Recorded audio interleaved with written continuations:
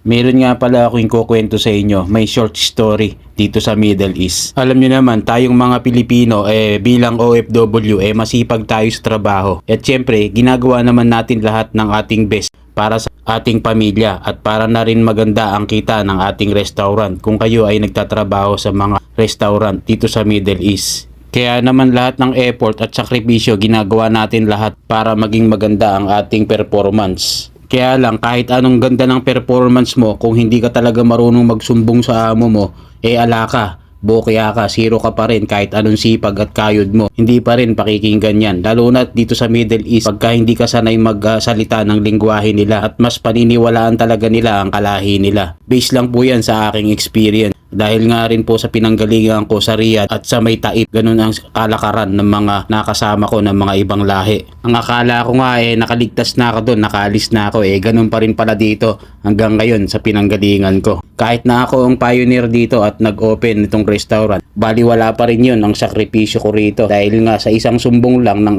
aking kasama ditong ibang lahi, ako pa rin ang masama. Kaya mali rin na ipakita mo talaga lahat ang kakayanan mo dito sa Middle East. The more na pinapakita mong kaya mo, tatapak-tapakan ka nila at hindi sila kukuha ng kasama mo hanggat nakikita nila na kaya mo. Kaya sa umpisa pa lang, maling-mali na talaga ipinakita ko na kahit ako nun mag-isa pinilit kong kayanin. Dahil nga gusto ko rin naman na makatulong dito sa restaurant para gumanda ang sales. Pero mali ang naging sitwasyon na ganun Pinakita ko kasi na kaya kong mag-isa. Kaya ngayon bumabalik sa akin. Ako pa ngayon ang masama. At dahil nga itong aking kasama na ibang lahi dito, panay ang sumbong sa aking amo. Kahit na ako na ang purong nagtatrabaho, siya alis ng restaurant.